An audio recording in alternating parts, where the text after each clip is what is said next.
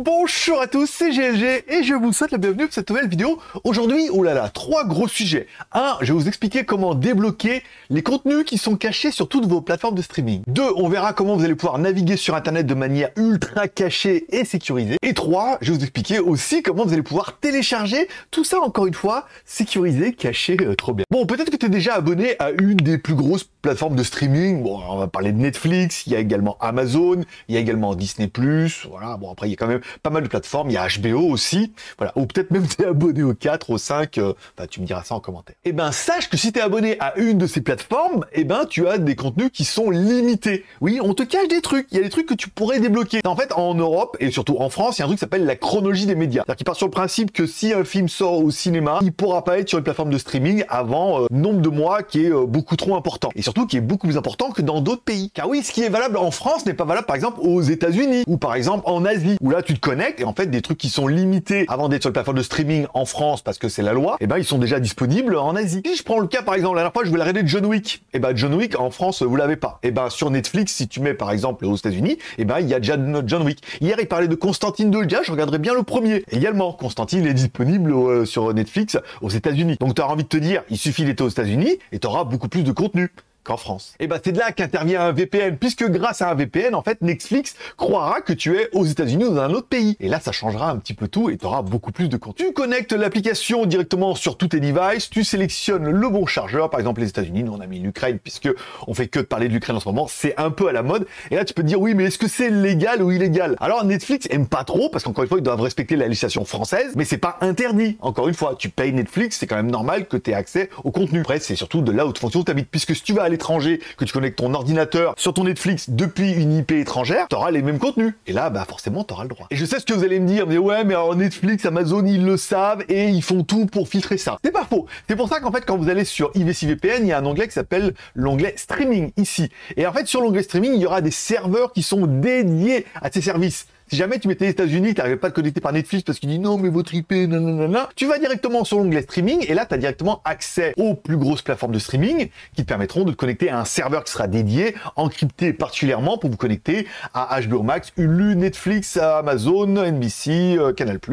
Bon, pour ceux qui voudront regarder des choses qui sont que en Belgique comme la Formule 1, il y aura bien évidemment la RTBF. Et pour ceux qui, comme moi, habitent à l'étranger, qui voudraient regarder par exemple Molotov, Arte ou France Télévisions, bah, on pourra se connecter avec une IP française. Donc le VPN, tu as compris comment ça fonctionnait. Tu te connectes à un serveur qui est soit en France, soit à l'étranger, et ça te permet, ce serveur te permet de te connecter sur Internet. Donc forcément, bah, le site Internet croit que c'est le serveur qui se connecte et non pas toi. Donc chose intéressante, c'est chaque fois que tu vas te connecter sur un site Internet, ça sera pas ton IP, mais bien l'IP du serveur qui va s'afficher. Ça fonctionne pour Netflix, mais on verra que ça fonctionne aussi également pour de nombreux sites Internet, puisque n'importe où tu ailles sur Internet, automatiquement, ils vont enregistrer ton IP, puisque les sites web sont faits comme ça, et Google aussi. Donc tu iras sur des sites, mais ça sera pas toi, ça sera l'IP du serveur. Et ensuite, les serveurs sont encryptés. Ça passe, c'est une espèce de filtre. Il y a un encryptage, vous voyez, il y a l'IPv6, il y a l'encryptage en 256 bits. C'est le serveur qui fait ça. Donc, quand toi, tu vas aller sur Internet, ça va nettoyer un petit peu ta connexion et on verra pas que c'est toi. Mais également, si tu vas sur des sites un peu chelous qui veulent t'envoyer quelque chose,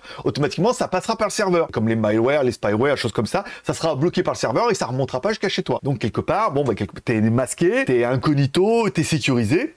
Promesse est tenue. Et puisque Tata t'envoie des fichiers directement qu'elle met soit sur les fichiers torrent, soit en direct download et que tu sais qu'il y aller c'est mal, ils ont un onglet qui est dédié au téléchargement. Il s'appelle le Secure Download. Encore une fois, ce sont des serveurs qui sont dédiés au téléchargement puisque comme ça, celui qui veut regarder la télé sera sur les serveurs pour aller à la télé, celui qui veut aller sur Internet sera sur les serveurs pour aller sur Internet et celui qui veut télécharger sera des serveurs spécifiques. En fait, ça évitera de bouffer la bande passante des autres. Ils ont des serveurs qui sont dédiés comme ça. Et ceux qui me disent ouais mais sur torrent et en direct download, bah je suis désolé mais votre IP elle est inscrite et sur torrent c'est pire. Et en direct download, encore une fois, votre IP, elle est inscrite sur le serveur, comme quoi tu as téléchargé quelque chose. Donc là, je veux dire, si un jour le FBI met le nez là-bas dedans, il verra bien que c'est toi. Quand tu passes par un serveur de téléchargement comme ça, automatiquement, le serveur qui sera inscrit, ça sera le serveur de IVC VPN. Alors en fait, comme ils mémorisent pas les logs, bah, ils seront pas capables de dire quelle personne à telle heure s'est loguée et tout, puisqu'ils laissent passer un peu. Il y a également un onglet qui s'appelle le Secure Download, ici. Donc Secure Download avec une sécurité avancée pour les virus et les malwares. Encore une fois, là, c'est un encryptage qui est supplémentaire par rapport au serveur. Certes, la connexion connexion va moins vite que ta connexion personnelle. J'ai déjà fait le test. Après, il faut essayer plusieurs serveurs. Par contre,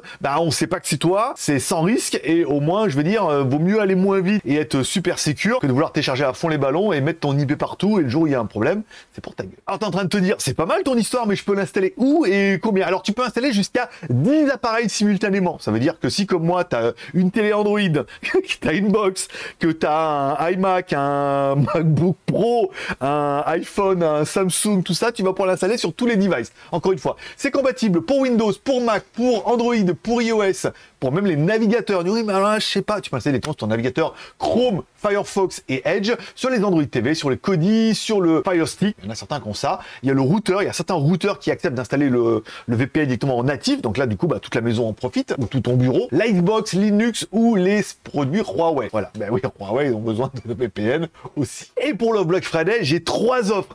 Donc si je te dis que tu vas pouvoir faire tout ça, tu vas pouvoir regarder des séries. Par exemple, si tu aimes bien les mangas japonais, tu te mets ton IP au Japon, tu vas sur Netflix ou Amazon et tu verras que la rubrique manga a pas du tout la même couleur que chez toi. Il y a beaucoup plus de contenu, des choses comme ça peut être intéressant pour les films, pour le contenu, tu vas pouvoir débloquer. Tu vas pouvoir aller sur Internet en étant vachement sécurisé. Si tu vas aller sur des sites sur lesquels tu n'as pas le droit, tu peux mettre directement une autre IP, on ne saura pas que c'est toi et ça va nettoyer un petit peu tout ça. Ou alors, si tu veux télécharger comme ça, occasionnellement, tu te dis, c'est vrai que ça serait bien que ce soit pas mon IP et que ça soit encrypté, parce que des fois que le fichier que je télécharge soit pas le bon, que je me sois trompé, il faudrait pas que je ramène des cochonneries sur l'ordinateur. Il y en a déjà assez. Allez, tout ça, ma petite dame, plus la possibilité d'installer sur 10 appareils et d'en utiliser au moins 5 en même temps, ça coûte que $1 par mois. Alors bien évidemment, il faudra prendre un abonnement sur 5 ans. Ça te fait un petit coût de $60, encore une fois, mais $60. T'es tranquille pendant 5 ans et c'est quand même, je vais dire, presque plutôt intéressant. Avec tout ça, ma petite dame, pour Black Friday, on vous rajoute 2 Tera de stockage. Alors, il fonctionne avec InternetX ou je sais pas quoi, et il t'offre 2 Tera de stockage. C'est juste énorme. Je veux dire, rien que les $1 par mois, c'est même pas le prix du stockage parce qu'ils ont des partenariats avec eux et tout comme ça. Voilà. T'auras un petit cloud de 2 Tera de stockage pour pouvoir, du coup, mettre tes fichiers, les télécharger, tout ça, les envoyer à Tati en réponse, c'est bien. Et il t'offre également pendant un an Premium Password Manager, un gestionnaire de mots de passe en ligne. Encore une fois, tu te logs, hop, tu mets l'installation partout où tu as mis le VPN, et quand tu te logs dessus, ça récupère les mots de passe et tout, ça évite quel mot de passe j'ai mis pour tel site. Voilà, ça permet d'avoir une centralisation et tout. J'aime plutôt bien, et tout ça, ma petite dame, oui, pour $60, pour 5 ans, $1 par mois. Bon, certes, le prix du dollar est pas super flatteur en ce moment, mais bon, ça fait $60 et c'est quand même une belle offre. Voilà, pour ton petit week-end, ton petit Black Friday, je trouve que rien que pour le stockage, ça peut valoir le coup déjà, et en plus téléchargement, tout ça. Et tu mets un commentaire en dessous de cette vidéo pour dire ce que tu penses de ce service. Est-ce que toi aussi, tu as déjà essayé de te connecter avec ton service de streaming avec une autre IP et te rendre compte que il y a beaucoup plus de choses, et surtout bien avant. Pour ceux qui veulent regarder les Marvel, encore une fois, sur Disney+, en mettant une IP américaine, tu auras les Marvel bien avant qu'ils arrivent en France, puisqu'on sait que c'est la merde.